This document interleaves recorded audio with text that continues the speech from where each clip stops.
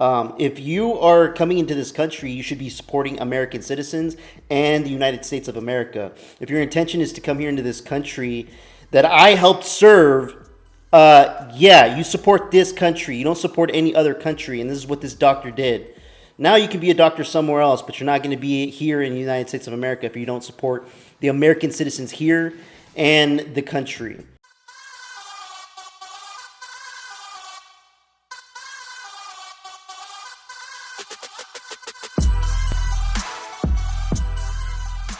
President Trump says that he believes some of the pardons issued by former President Biden are not valid.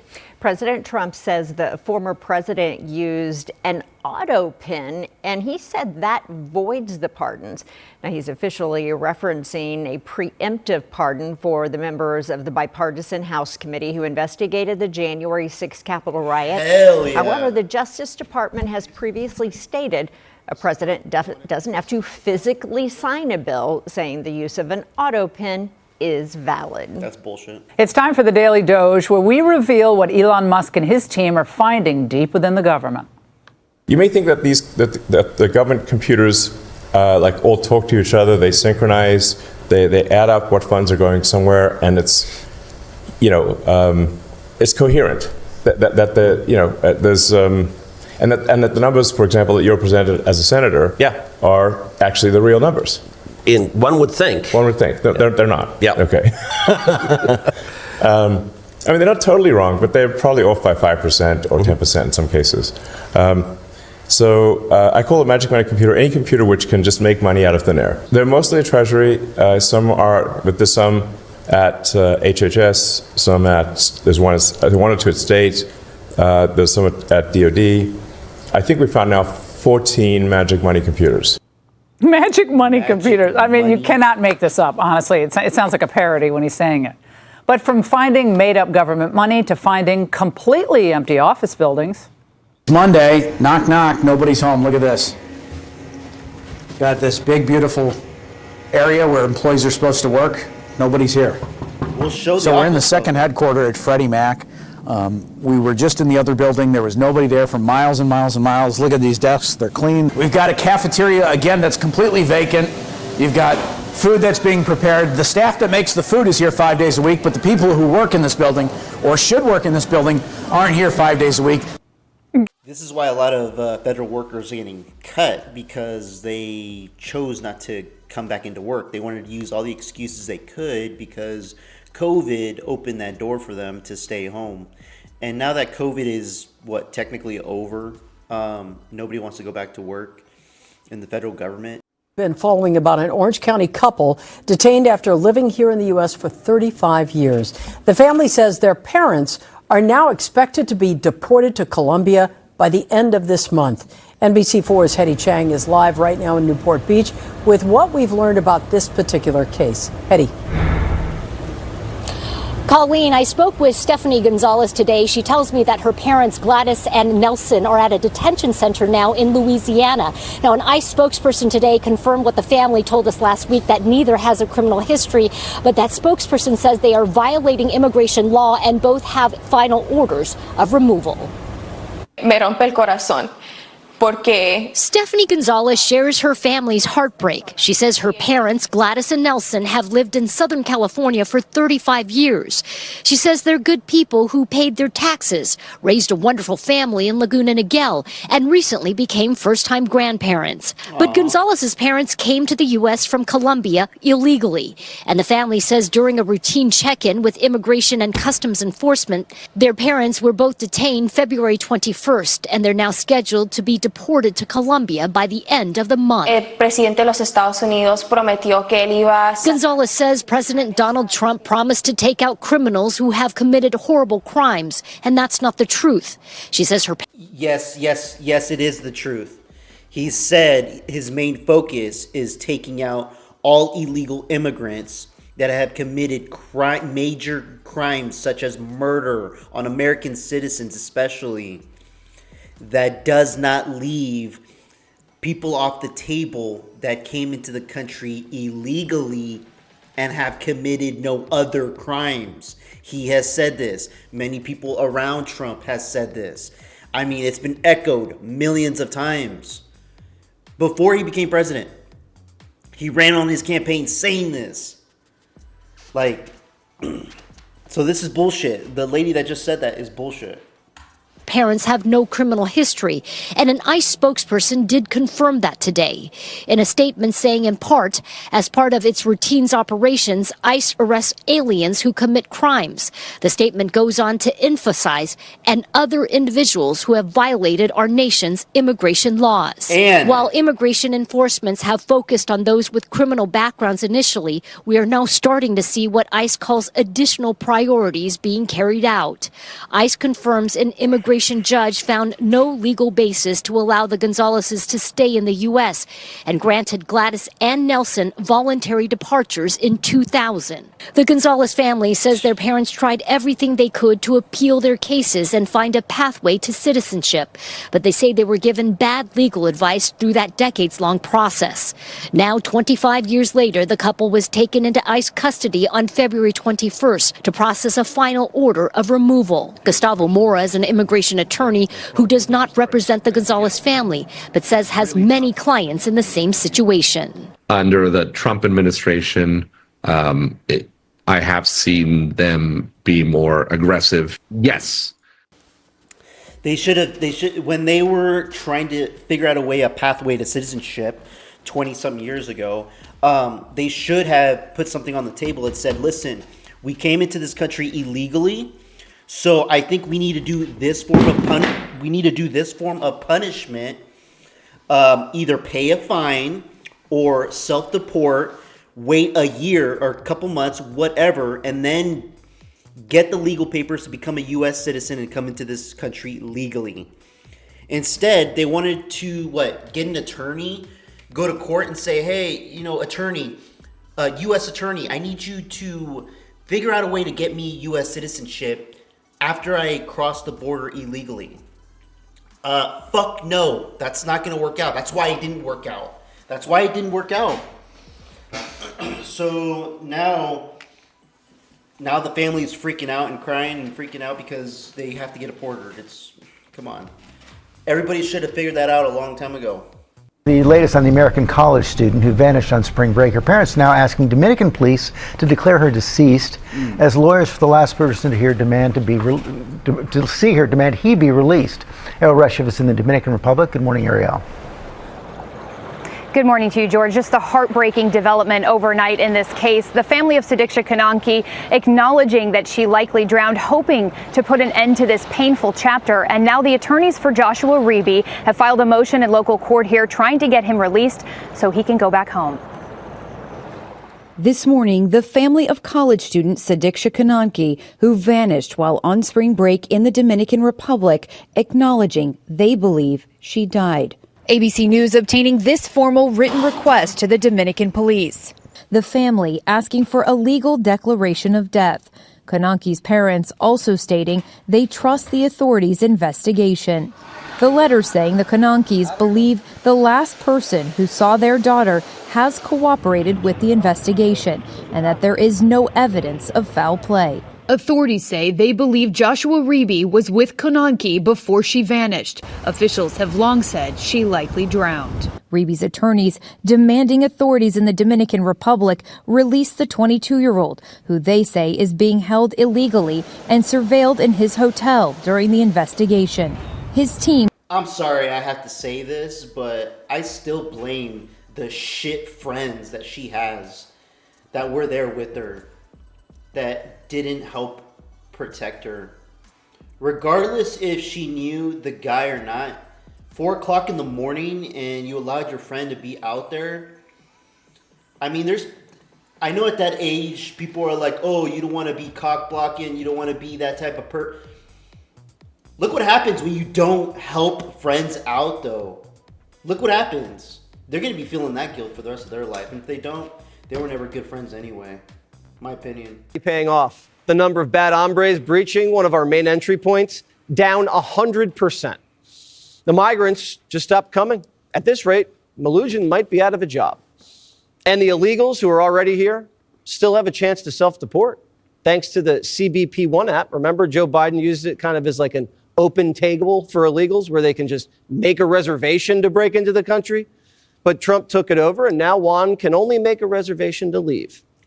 And for the illegals who are still here and choose to prey on America's children, Chris Hansen has a surprise. Come on in. It's nice and warm in here. That's pretty cool. Yeah. So I'm Ivy. Ivy. This is Sky. Yes, Sky.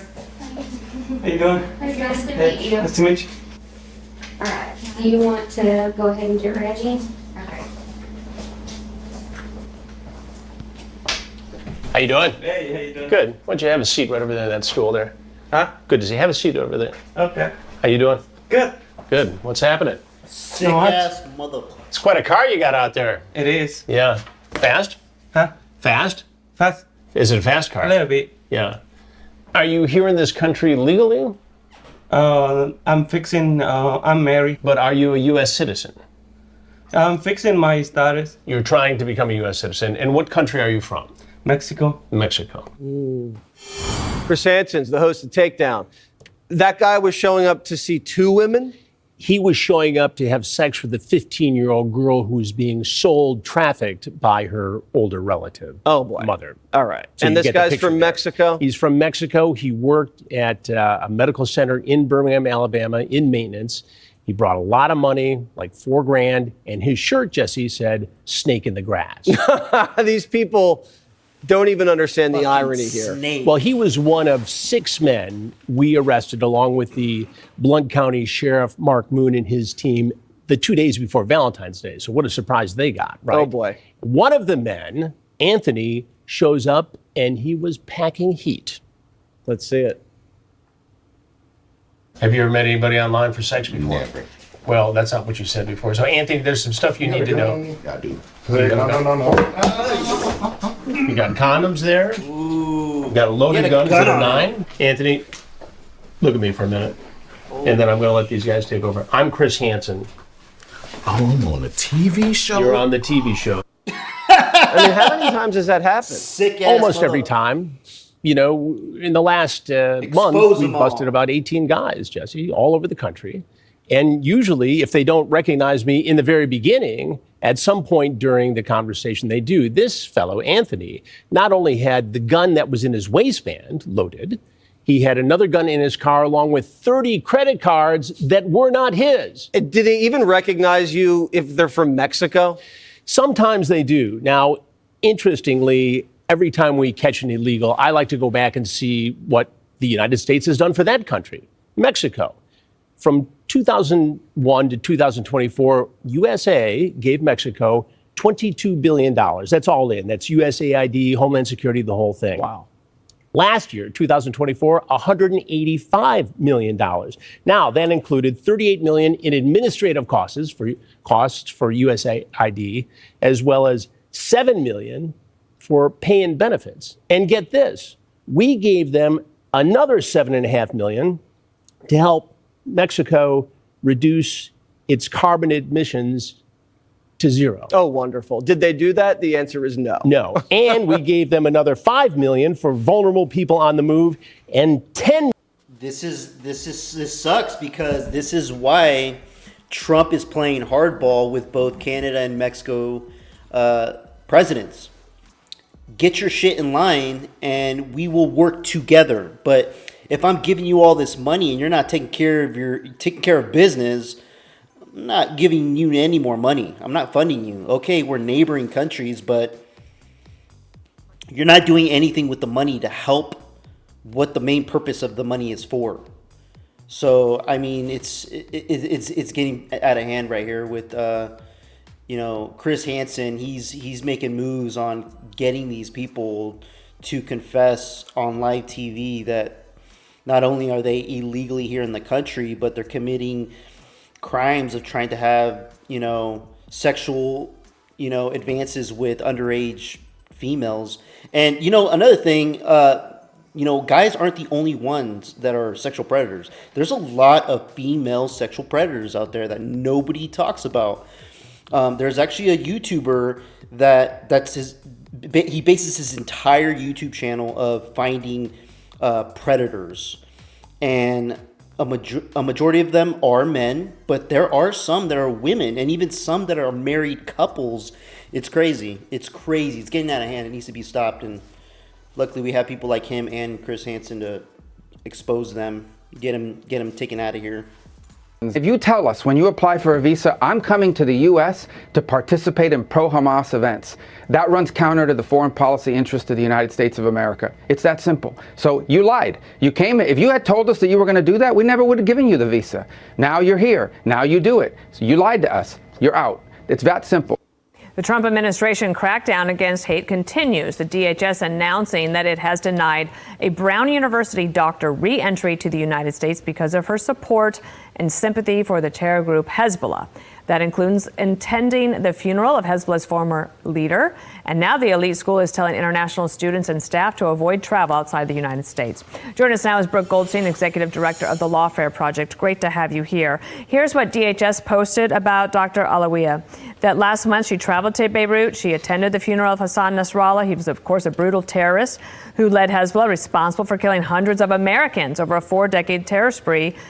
Alaweih openly admitted to this to CBP officers, as well as her support of Nasrallah. A visa is a privilege, not a right, and goes on to say what Rubio said. I said the same exact thing to one of my friends on Facebook, and unfortunately, she ended up unfriending me because I told her the truth about the deportation of this doctor. If you are coming into this country, you should be supporting American citizens and the United States of America. If your intention is to come here into this country that I helped serve, you support this country. You don't support any other country, and this is what this doctor did. Now you can be a doctor somewhere else, but you're not going to be here in the United States of America if you don't support the American citizens here and the country. Instead, she wanted to go into the funeral of this terrorist that has been responsible for killing a lot of American citizens throughout the decades. I mean, why do you want those type of people in this country? It's disgusting seeing these type of people support people like this. It's disgusting.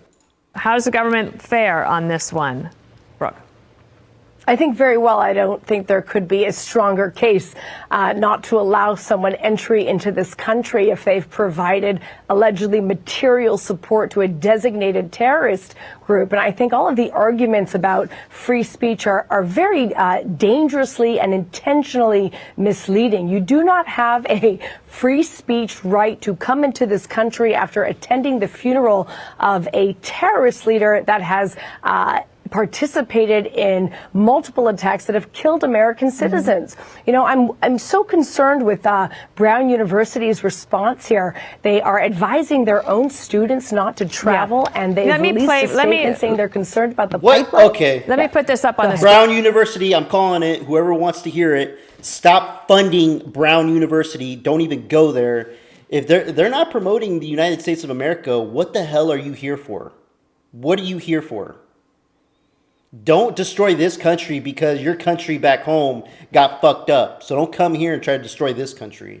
Green. So this is Brown University. In a letter to students yesterday, it was reported widely that we understand that many in our community are feeling a great deal of uncertainty and anxiety. Out of an abundance of caution, we encourage international students, staff, faculty, and scholars, including U.S. visa holders and permanent residents or green card holders, to consider postponing or delaying personal travel outside the United States. So they put the chill on. I want to ask you one thing, though.